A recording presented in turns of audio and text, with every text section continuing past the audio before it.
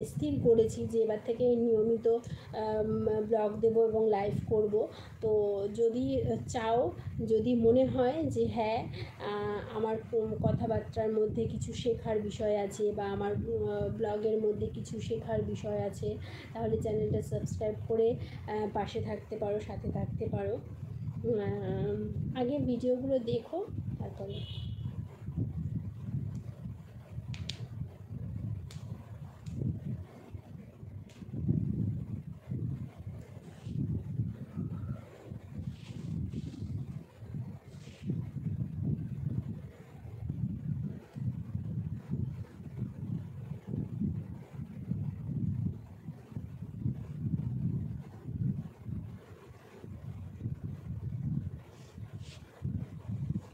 तेरे बिन कुछ नहीं बात है मुझे, हर तरफ तो नजर आता है मुझे, हर तरफ तो नजर आता है मुझे।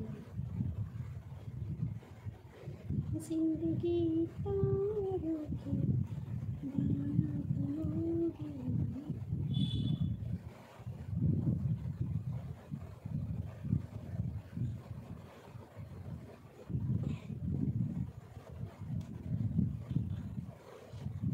কালকে করব বিরিয়ানি সানডে। আমার বরকে প্রথমে বললাম যে কালকে বিরিয়ানি খাবি, ও বাবা এক পায়ে রাজি। তারপরে ভেবেছিলাম যে দোকান থেকে কিনে আনবো, তারপরে ভাবলাম যে না, দোকান থেকে কিনে আনলে তো এক বেলাতে যা টাকা খরচা হবে সেটা যদি বাড়িতে একটু কষ্ট করে করি তাহলে সেটাই দুবেলা হয়ে যাবে, ইভেন পরের দিনের জন্য থেকে যেতে পারে। তো ভাবলাম বাড়িতেই বানাবো, চেষ্টা করব তোমাদের সাথে শেয়ার করার পরের দিনের ব্লগে।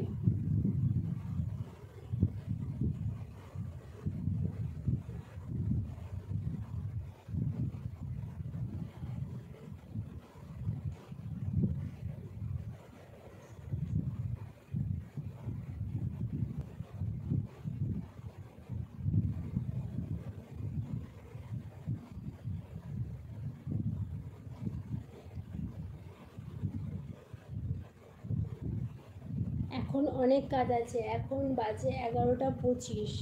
খাওয়া দাওয়া সব, রান্নাঘরের কাজ সব কমপ্লিট হয়ে গেছে। এখন একটু স্কিন কেয়ার করবো, করে নিয়ে তারপরে বিছানাটা ক্লিন করে তারপরে আজকের ব্লগটা এডিট করব। আর চুল আগেই বেঁধে নিয়েছি, তারপরে শুয়ে ব্যাপার।